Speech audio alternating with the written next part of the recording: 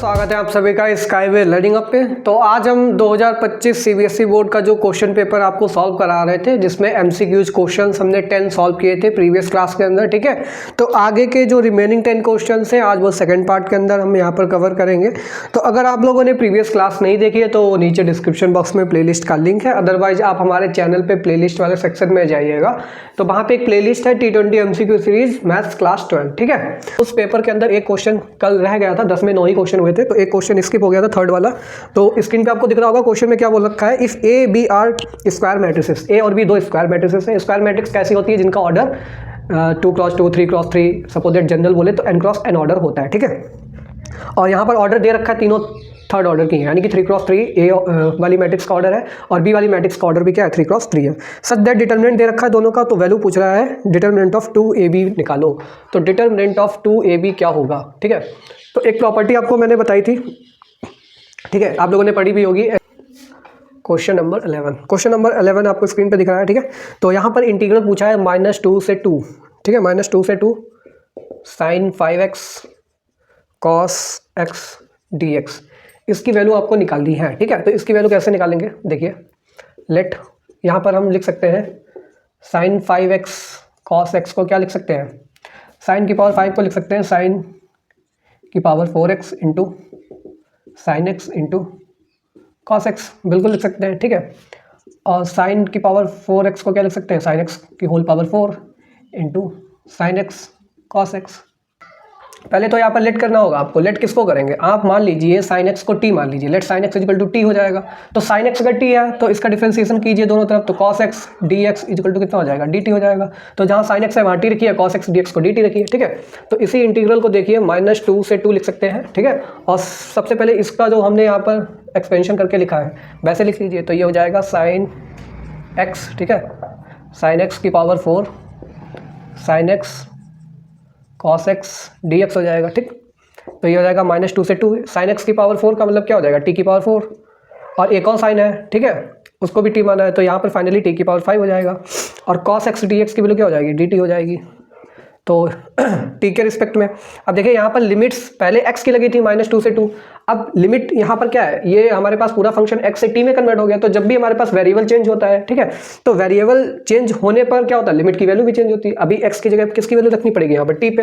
But एक और method है, पहले इसको सॉल्व कर लेते हैं और बाद में t की वैल्यू कुछ वापस से फिर से x की वैल्यू रख देंगे, तो यहाँ पर हमको t की वैल्यू निकालनी नहीं पड़ेंगे। यहाँ पर t इक्वल टू कुछ वैल्यू होगी, यहाँ पर भी t इक्वल टू कुछ वैल्यू, लिमिट ऑफ इंटीग्रल। तो t की जगह क्या रखेंगे, साइन, तो साइन 6x हो जाएगा अपॉन ये हो जाएगा 6, और लिमिट इस बार रख दीजिए, ये कितनी हो जाएगी, -2 से 2। ठीक है, अब फाइनली लिमिट को रख सकते हैं यहाँ पर हम। तो x की जगह क्या रखना है, साइन 6 अपॉन 6 हो जाएगा।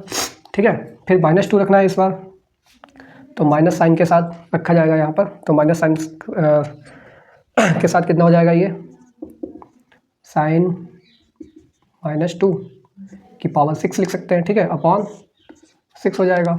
इसको ज़रा सॉल्व कर लीजिए, तो ये हो जाएगा साइन 6 हो जाएगा, और आपको पता है कि साइन की प्रॉपर्टी है माइनस साइन बाहर आ जाता है, तो -2 का साइन जब माइनस बाहर आएगा तो माइनस का साइन 2 हो जाएगा, और पावर कितनी चल रही है, पावर चल रही है 6, तो साइन 6 अपॉन कितना हो जाएगा, 6 हो जाएगा, और ये दोनों सेम टर्म में कैंसिल हो जाएंगे, तो आंसर क्या आ गया, 0 आ गया। ठीक है, तो यहाँ पे क्वेश्चन नंबर 11 का जो आंसर है ऑप्शन नंबर बी सही हो जाएगा, 0। ठीक है, the area enclosed by the curve, तो यहाँ पर एक कर्व दे रखा है y equal to √4 - x² and the coordinate x is in the first quadrant.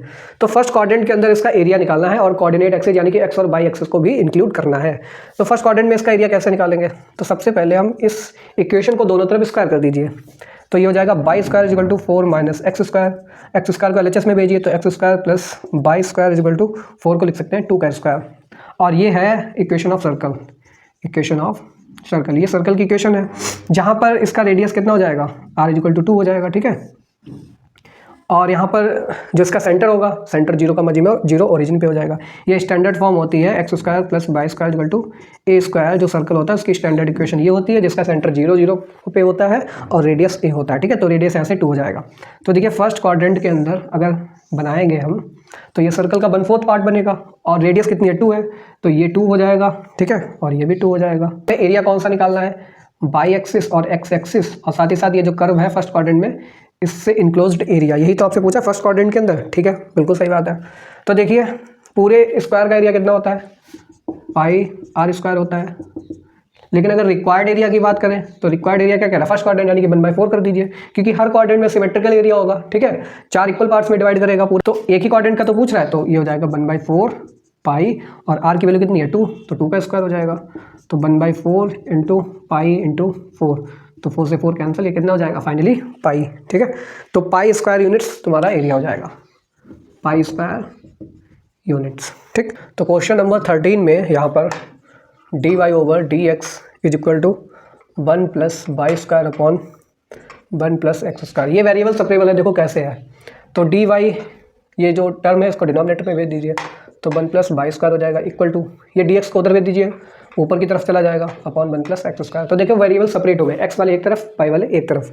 अब क्या कीजिए, इन दोनों को इंटीग्रेट कर दीजिए, तो फाइनली इंटीग्रेट करने पे क्या मिलेगा, ये हो जाएगा tan inverse by equal to tan inverse x plus c. तो ऑप्शन नंबर डी सही हो जाएगा। क्वेश्चन नंबर 14 पे आते हैं। क्वेश्चन नंबर 14 में यहाँ पर इंटीग्रेटिंग फैक्टर पूछा गया है और डिफरेंशियल इक्वेशन क्या दे रखी है, tan x dy over dx plus y equal to x square.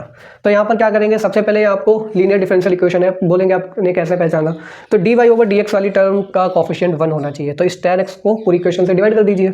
तो जब आप डिवाइड करेंगे तो ये बचेगा dy over dx plus 1 upon tan x y equal to x square upon tan x, और ये होती है standard form linear differential equation in y, ठीक है। जो भी डिपेंडेंट वेरिएबल है, डिपेंडेंट वेरिएबल कौन सा है, बाई है, तो ये बाई में लीनियर है, ठीक है। P x y equal to Q x, R H S पूरा का पूरा एक्स का फंक्शन है और बाई यहाँ पर कॉमन निकला है, साथ ही साथ इसके साथ फंक्शन ऑफ एक्स हो, ठीक है। तो ये होती है लीनियर इन बाई। तो इसका इंटीग्रेटिंग फैक्टर कैसे लिखा जाता है, ई की power P x d x, ठीक है। तो ई की पावर पी की वैल्यू यहाँ पर क्या है 1 upon tan x, 1 upon tan x dx, ठीक है। इसको कैसे सॉल्व करेंगे, ई की पावर tan x को क्या लिख सकते हैं, साइन अपॉन कॉस, कॉस ऊपर चला जाएगा, तो cos x upon sine x dx, ठीक है। लेट यहाँ पर कर लीजिए, sine x equal to t कर लीजिए, तो cos x dx equal to dt हो जाएगा, ठीक है। तो ई की पावर ऊपर तो dt हो गया, अपॉन साइन x की जगह t हो गया, ठीक है। तो ई की पावर log t हो गया, और e की पावर log t, तो ये बेस e होता है, तो जब दोनों यहाँ पर बेस e हो log के साथ और ये एक्सपोनेंशियल की पावर में भी चल रहा हो, ठीक है, तो ये log वाला टर्म के साथ जो भी आगे लिखा है वही एज इट इज आंसर आ जाता है, ठीक है, बाकी सब गायब हो जाता है। तो इसका आंसर t आ गया, और t हमने किसको माना था, साइन x को, t किसको माना था, साइन x को, तो यही फाइनली इंटीग्रेटिंग फैक्टर हो जाएगा, I F equal to sine x। Question number 15 में कह रहा है for which value of x the given vector is unit vector, ठीक है। तो यूनिट वेक्टर की क्या कहानी है, तो यूनिट वेक्टर हमने बताया अगर कोई ए वेक्टर है, इस तरीके से लिखा है, और ये यूनिट वेक्टर कब होगा, जब इसका मैग्नीट्यूड क्या हो 1 हो, ठीक है। तो चलिए जो भी वेक्टर है इसका मैग्नीट्यूड इक्वल टू 1 पुट करते हैं, तो हमारे पास वेक्टर क्या है, एक्स आई कैप प्लस एक्स जे कैप प्लस एक्स के कैप, तो इसका मैग्नीट्यूड क्या होना चाहिए 1 होना चाहिए। तो इसका मैग्नीट्यूड निकाल लो, मैग्नीट्यूड कैसे निकालेंगे, अंडर रूट ये आई जे कंपोनेंट जितने भी हैं, इसके जो कंपोनेंट्स हैं, कंपोनेंट की वैल्यू एक्स है, यहाँ पर एक्स है, यहाँ पर एक्स है, इनका स्क्वायर करना है और ऐड कर देना है और स्क्वायर रूट लगा देना, ठीक है। तो x square plus x square equal to 1, दोनों तरफ स्क्वायर कर दीजिए, तो दोनों तरफ स्क्वायर करेंगे तो ये 3x स्क्वायर हो जाएगा इक्वल टू 1 हो जाएगा, ठीक है। तो यहाँ से एक्स स्क्वायर इक्वल टू 1/3 हो जाएगा, तो यहाँ से एक्स की वैल्यू कितनी आ जाएगी 1/√3, ठीक है, प्लस माइनस साइन के साथ, ठीक। तो ऑप्शन नंबर सी सही हो जाएगा, 1/√3 प्लस माइनस, ठीक। तो ये क्वेश्चन नंबर 15 हो गया। क्वेश्चन नंबर 16 की बात करते हैं, the solution of set of inequality. अब यहाँ पर एक इनइक्वालिटी दे रखी है और उस इनइक्वालिटी का आपको सोल्यूशन निकालना है 5x plus 4y less than 7। तो इसका सोल्यूशन क्या होगा, तो इसके सोल्यूशन की अगर हम बात करें तो यहाँ पर हम लिख सकते हैं, पहले एक टेबल बना लीजिए x, y की। तो x की वैल्यू 0 रखिए यहाँ पर, जब x की वैल्यू 0 रखें तो y की वैल्यू कितनी आएगी 7/4 आएगी, ठीक है। और y की वैल्यू अगर 0 रखते हैं तो x की वैल्यू कितनी आएगी 7/5 आएगी, ठीक है। 2-3 वैल्यू और निकाल लेते हैं, एक -1 के लिए निकाल लो, x की वैल्यू -1 लोगे तो माइनस का 5 आएगा, ठीक है, माइनस का 5 उधर जाएगा, प्लस का 5 तो 12 हो जाएगा, तो y की वैल्यू कितनी आएगी 3। ऐसे ही 1 के लिए निकाल लो, 1 के लिए कितना होगा 5 उधर जाएगा, तो हमारे पास हो जाएगा 2, और y की वैल्यू कितनी आएगी 2/4 कितना हो जाएगा हाफ, तो 1 2 1 2 माइनस माइनस 1 2 माइनस 1 माइनस 2, ठीक है। तो ये रफली फिगर है। तो जीरो पे देखिए बाई की वैल्यू कितनी आ रही है, बाई की वैल्यू 7/4, 7/4 कितना होगा, बाई 4 की बात करें 1.7, तो 1.7 यहाँ पे आएगा, ठीक है। फिर इसके बाद 7/5 पे 0.4 यहाँ पे होगा ये समथिंग, ठीक है। फिर -1 पे वैल्यू बता रहा है 3 आएगी, -1 पे वैल्यू आएगी 3, ठीक है। तो 3 कहीं यहाँ पे होगा, और 1 पे वैल्यू दे रहा है हाफ, तो 1 पे वैल्यू दे रहा है हाफ, ठीक है। तो हाफ का मतलब है 0.5, ये आएगी वैल्यू। तो इसको अगर हम कनेक्ट करा दें ऐसे करके, तो ये आ गया हमारे पास ग्राफ। कौन सी लाइन है ये, 5x + 4y = 7। और हमें रीजन कौन सा चाहिए, लेस देन वाला। कौन सा रीजन चाहिए, लेस देन। तो लेस देन का मतलब ओरिजिन की तरफ जो आ रहा हो। पहला क्या दे रखा है, open half plane containing the origin, कह रहा ओपन हाफ प्लेन आएगा। सेकंड ऑप्शन क्या है, whole XY plane except the points lying on the line 5x + 4y, कह रहा पूरा का पूरा प्लेन होगा XY प्लेन। नहीं, पूरा XY प्लेन तो नहीं है, क्योंकि अपर साइड वाला यहाँ पर रीजन नहीं मिल रहा है, तो ऑप्शन नंबर बी तो डिस्कार्ड हो गया। ऑप्शन नंबर सी की बात करें, open half plane not containing the origin, कह रहा ओपन हाफ प्लेन आएगा लेकिन ओरिजिन कंटेन नहीं करेगा। ओरिजिन तो भाई कंटेन कर रहा है यहाँ पर, ठीक है। ओरिजिन तो बिल्कुल यहाँ पे कंटेन करेगा, क्योंकि ओरिजिन की तरफ ही ये ग्राफ आ रहा है, ठीक है। तो ओरिजिन तो कंटेन कर जाएगा। और ओरिजिन कंटेन करेगा नहीं करेगा, सबसे बढ़िया तरीका क्या है, यहाँ पे आप 0,0 पुट कीजिए, तो इस इनइक्वालिटी में 0,0 डालेंगे तो फाइनली क्या होगा, 0 < 7। तो बिल्कुल सही है, ये तो सेटिस्फाई हो रहा है, यानी कि ओरिजिन तो कंटेन कर रहा है। तो ऑप्शन नंबर सी भी गलत है। फिर ऑप्शन नंबर डी कह रहा है closed half plane not containing the origin, तो ऑप्शन नंबर डी भी गलत है, ओरिजिन कंटेन तो करेगा ही, ठीक है। तो ऑप्शन कौन सा सही हो जाएगा, ऑप्शन तुम्हारा सही हो जाएगा open half plane containing the origin, तो फर्स्ट वाला ऑप्शन सही हो जाएगा। 17 में क्या कह रहा है, of all the points of feasible region of an LPP. Feasible region क्या होता है एलपीपी का, एक देखिए कोई भी एलपीपी दे रखी है, एलपीपी में एक तो आपको कंडीशन दे रखी होगी, यानी कि मैक्स जेड या मिन जेड टाइप का ऑब्जेक्टिव फंक्शन होगा, फिर कुछ कंडीशंस रिस्ट्रिक्शंस दे रखे होंगे, ठीक है, सब्जेक्ट टू द कंडीशंस। आप उसका ग्राफ प्लॉट करेंगे, ग्राफ प्लॉट करने के बाद जो इनइक्वालिटीज का ग्राफ आता है, कॉमन रीजन निकल के आता है, उस रीजन को ही बोलते हैं फीजिबल रीजन, ठीक है। एक ये लाइन गई है, एक ये लाइन गई है, ठीक है, और एक ये वाली लाइन गई है, ठीक है। तो फाइनली हमने जब कॉमन रीजन निकालने की बात की तो सबका ओरिजिन की तरफ आ रहा था, ठीक है, ओरिजिन कंटेन कर रहा था। तो तीनों में कॉमन क्या है, तो ये वाला रीजन क्या है, कॉमन मिल गया। तो ये जो रीजन कॉमन मिल गया तो इसके कॉर्नर पॉइंट देखते हैं, एक तो ओरिजिन हो जाएगा, एक ये पॉइंट हो जाएगा, एक ये पॉइंट हो जाएगा, एक ये पॉइंट हो जाएगा, और एक ये पॉइंट हो जाएगा। और ये बीच वाला रीजन कैसा है, फीजिबल रीजन। कैसा है ये, फीजिबल रीजन। तो फीजिबल रीजन के अंदर ये ओ है, ये ए है, ये बी है, ये सी है, ये डी है। तो ये जो ओ ए बी सी डी जो कॉर्नर पॉइंट्स हैं, इन कॉर्नर पॉइंट्स पे ही मैक्सिमम जेड या फिर मिनिमम जेड की वैल्यू मिलती है। तो कौन सा ऑप्शन सही हो जाएगा, at the corner of the feasible reason, तो ऑप्शन नंबर सी सही हो जाएगा, ठीक है। क्वेश्चन नंबर 18 की बात करें तो क्वेश्चन नंबर 18 में प्रोबेबिलिटी ऑफ ए दे रखा है 0.3, प्रोबेबिलिटी ऑफ बी दे रखा है 0.4, और probability of A union B दे रखा है 0.6। तो एक थ्योरम आप लोगों ने, probability of A union B equal to probability of A plus probability of B minus probability of A intersection B, ठीक है।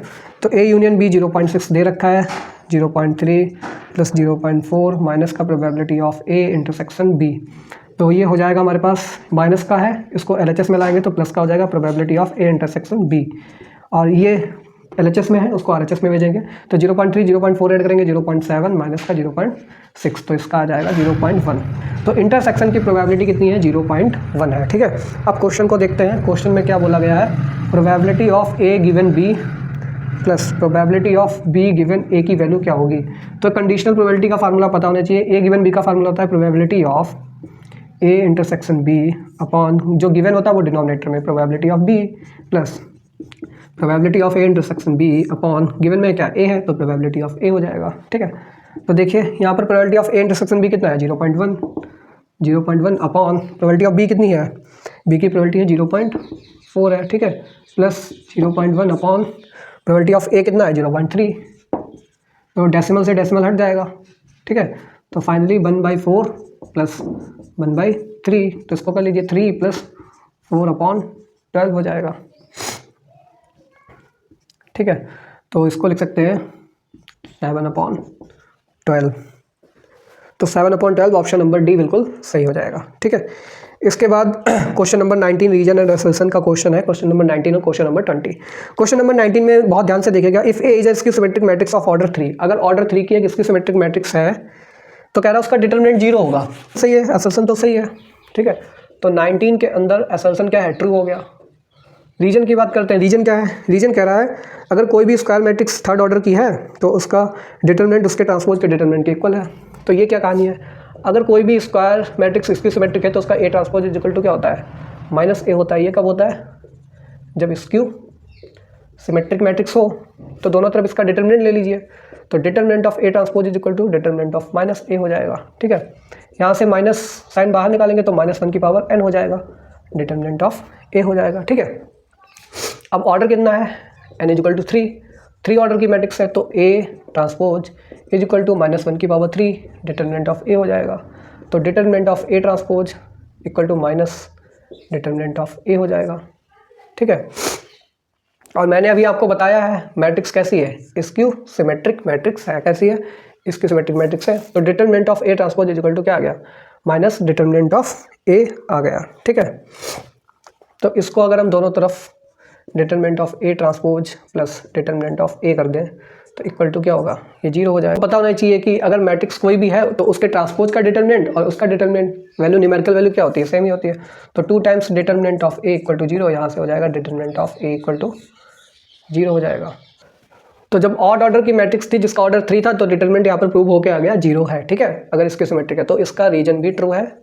तो इस केस में देखिए रीजन और असर्शन दोनों सही है और रीजन करेक्ट एक्सप्लेनेशन है असर्शन का। तो यहाँ पर ऑप्शन नंबर ए सही हो जाएगा। ऑप्शन नंबर ए में क्या होगा, both assertion and reason are true and reason is the correct explanation of assertion. Question number 20 की बात करें तो क्वेश्चन नंबर 20 में असर्शन दे रखा है, यहाँ पर आपको डीसीज दे रखे हैं, कह रहा है ये डीसी नहीं हो सकते हैं। तो डीसी क्यों नहीं हो सकते हैं, डीसी में दे रखा है 1/√5, 1/√5, 1/√5, यानी कि LMN, ठीक है, ये दे रखा है। तो ये क्यों नहीं हो सकता, क्योंकि हमने पढ़ा है L² plus M² plus N² equal to 1 होना चाहिए। तो इनका अगर स्क्वायर करते हैं तो 1/5 plus 1/5 plus 1/5 equal to 3/5 not equal to 1 के इक्वल हो ही नहीं रहा, यानी कि ये डिसीज नहीं हो सकते। तो असर्शन तो सही है। रीजन कह रहा है L² plus M² plus N² equal to 1 होना चाहिए, बिल्कुल सही। तो इसका असर्शन का रीजन भी सही है और रीजन करेक्ट एक्सप्लेनेशन है कि ये प्रॉपर्टी नहीं होल्ड कर रही है, इसीलिए ये डीसी नहीं हो सकते हैं, ठीक है। तो यहाँ पर रीजन असर्शन दोनों सही है और रीजन करेक्ट एक्सप्लेनेशन है असर्शन का। तो ये हमारे पास ऑप्शन नंबर ए भी, इसमें भी ऑप्शन नंबर ए सही हो जाएगा। तो नेक्स्ट क्लास में हम फिर से यहाँ पर सीबीएसई बोर्ड का प्रीवियस ईयर क्वेश्चन पेपर कोई भी किसी ईयर का कराएंगे और जिसके अंदर जो 20 MCQ टाइप क्वेश्चन है उनको वहाँ पर डिस्कस करेंगे, ठीक है। तो चलिए मिलते हैं नेक्स्ट क्लास में, तब तक के लिए thanks for watching, have a good day.